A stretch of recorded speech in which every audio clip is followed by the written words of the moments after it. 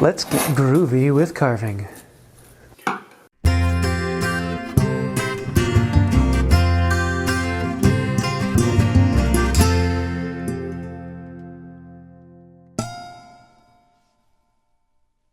Hey y'all, I'm James Wright and welcome to my shop.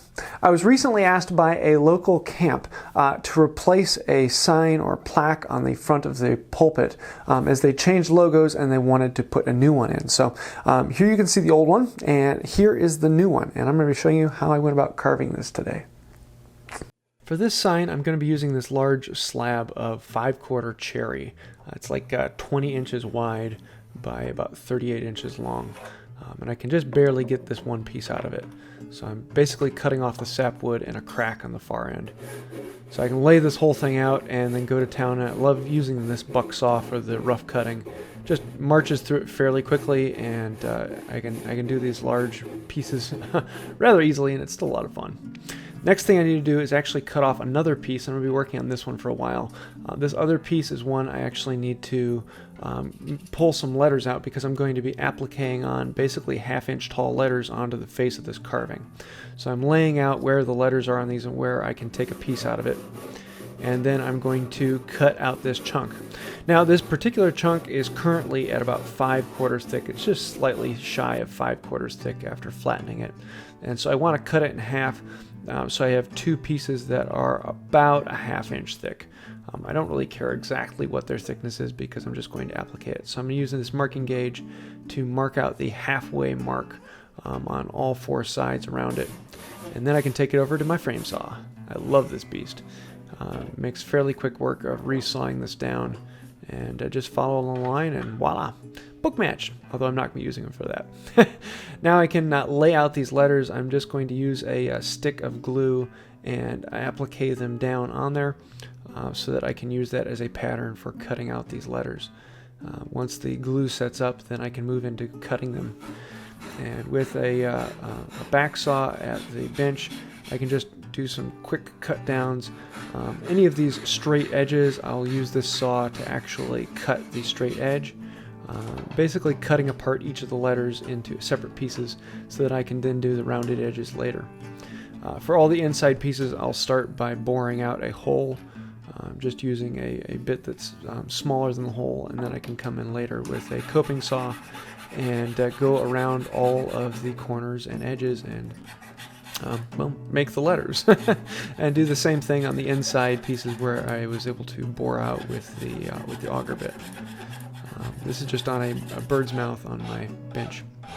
Then we can go through all of these letters and smooth them out. This is a fairly long and tedious process, but I'm starting with a rough file and then going to a finer file and then onto a very fine file until I get a really nice clean edge on all the sides. All of the rounded edges are rounded to the correct circumference, and well, basically all the letters are nice and sharp and clean.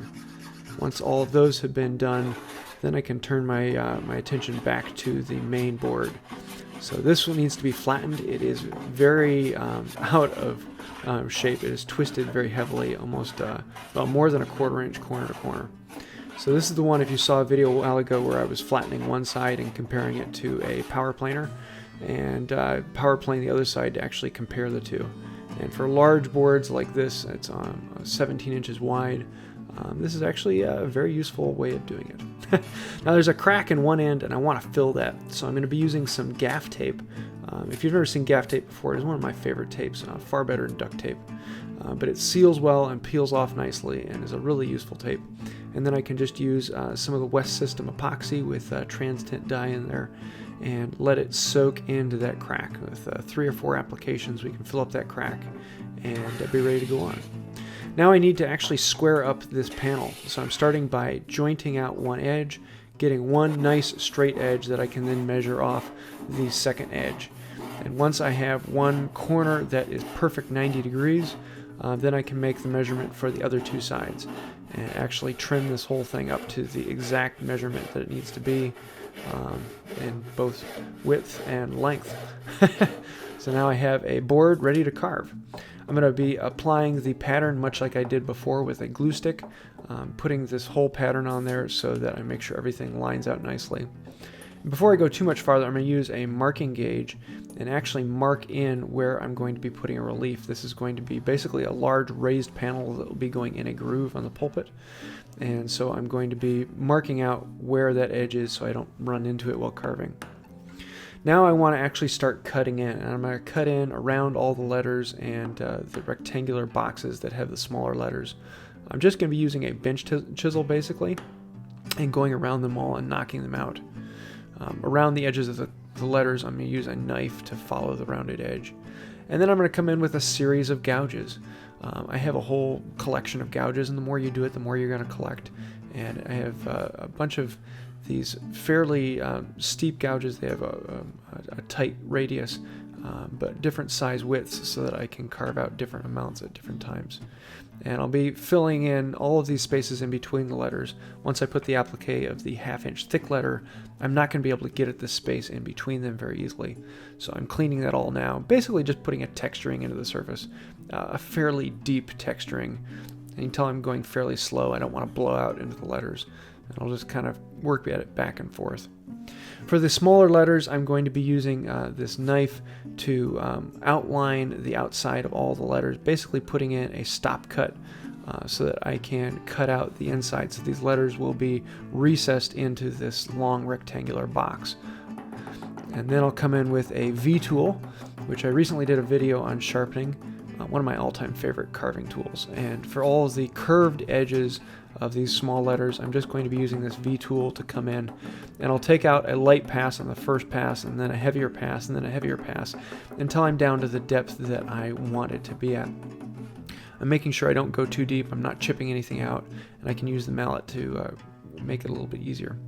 For any of these straight letters, I'll use this skew chisel to come in and pop out all of these, basically like chip carving. A skew chisel is basically a very small, fine knife, and it works very well for this. I really kind of like that. Once all of that's been done, I can use a card scraper to take off all of the leftover pattern, and this is actually a really nice step because then you get a really clean, smooth surface. It's basically the first step in finishing when you clean the pattern off of that. And I like doing it this way. Not everyone does, but I do. So let's apply on these letters. I'm going to use a tight bond wood glue and then a little bit of super glue. The super glue will hold it in place until the tight bond glue actually glues it down. And I'll go through and line them up precisely on the pattern below and make sure that they're exactly where they need to be. Give them a little bit of push to make sure all the glue works down. I don't want to put so much glue that it wiggles out, just enough to hold it in place. And then I'll put a bunch of weights on all the letters and let them sit overnight. The super glue will hold them in place basically, but everything else will keep them locked in place. Now I want to do a bunch of basically texturing, paring down to the letters around, kind of like array work all the way around. And I have a whole series of gouges that I'll use, different width gouges giving me different grooves, so there's nothing standard about it. The grooves coming in are all random and different widths and different sizes and different lengths, and kind of a texturing look. Not quite rustic, but made to look kind of like it was quickly carved or chipped out of the rock, and the rock around it still has its edge. Then I need to actually do the raised panel, and I'm going to start with a plane. I'm going back to that mark I made a while ago, and I'm going to plane an angle about 1/4 inch down the edge of the wood and then all the way back to that mark. Once I get that close, then I'm going to come in with a shoulder plane, and I'm going to very carefully cut in a shoulder up to that mark I made. Now I've deepened that mark with a knife, so I actually have a bit of a knife wall that it can ride in. But yes, I'm just doing this freehand with my finger down on the side as a makeshift fence. And after a couple passes, it creates a nice little ledge that I can then fairly easily follow. And I'm just taking this down about 1/8 inch right on the edge there to create a sharp lip. You can see I'm not blowing out that last little bit, so I can actually just grab a chisel and clean that out. I'm being very careful not to blow out and cause problems that I want to come back and clean up later. Then the last thing before finishing is just using a card scraper and cleaning up all the edges and getting them ready for a final finish. And that is about it. I didn't get the video footage on putting the finish on, but it's just a simple shellac finish. And here you can see it. Yes, it is a darker color. That's what they wanted. The original one was a lot darker. And I really like how this came out. Just very pleased with the final. There you have it. That was really a lot of fun, and I'm sorry I didn't get the footage of carving the texture into the letters. It's a fairly simple process, much like texturing the base underneath it. Maybe sometime in the future I'll do a video on that. For some reason that video footage just disappeared, and I forgot to turn the camera on when recording the actual finish, putting on the shellac. That was actually a fairly standard service of 3 coats of shellac with a light sanding in between the coats. And then finished it off with a beeswax finish, very much like the paste wax I normally use on boiled linseed oil finishes. So maybe I'll do a video on that sometime in the future too. But this was a really fun one for me, and I kind of it was a good chance to try some new things and explore different ways of doing it. A lot of people are going to look at this and be like, wow, that's amazing, I can never do that. And I have to say, honestly, yes, you can. I can teach just about anyone to do that. It's not a difficult process. It's just breaking it down into the steps and looking at each one. You know, if you can follow a line on a piece of paper with a pencil, you can do the same thing with a chisel, and with a little bit of practice, you could do much better work than I did. So I hope you liked this video. It was an enjoyable one for me, and I had a lot of fun learning a few new techniques and playing around with carving. It's always a joy whenever I can carve into a piece. If you liked the video, please hit like and go ahead and hit that subscribe button if you haven't already. Also want to say an incredible thank you to the patrons on Patreon. You guys are the reason why this channel is still here. If you'd like to find out more about that, you can do so right down here. Also, if you like this, feel free to check out one of my others. You might find something you like there. And until next time, have a wonderful day.